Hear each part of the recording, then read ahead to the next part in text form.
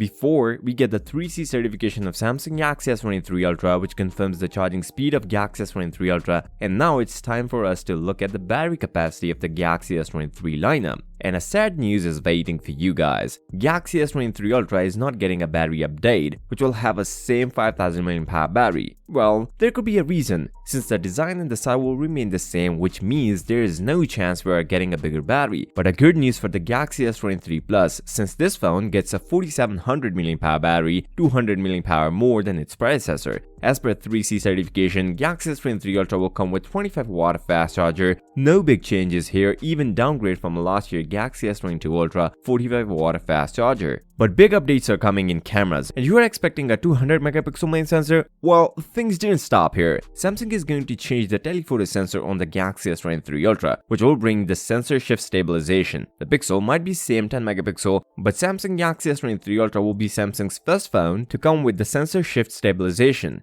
Samsung is working on this back in 2021, and now Samsung filed a patent for this in WIPO, World Intellectual Property Organization. This technology will help Galaxy S23 Ultra to take high-quality zoom shots in different light conditions, although the other sensors like ultra-wide and selfie shooter will remain the same. Galaxy S23 Ultra will launch ahead of its time, and we are starting getting some of the indications since the things are speeding up for Galaxy S23 Ultra, as it's been through certification, and we can expect Samsung Galaxy S23 Ultra will be launched in January, a month earlier than the last generation Galaxy S22 Ultra. The big change that differentiates Galaxy S23 Ultra from competitor is its new processor, and this year Qualcomm might come up with the big numbers with the Snapdragon Gen 2, a peak clock speed of 3.5 GHz, and as per previous claims, Snapdragon Gen 2 will beat a 16 Bionic chipset in GPU performance. While it's not far away, Qualcomm is going out with the Snapdragon Gen 2 on November 15. Samsung is also going with the single processor next year for all the regions,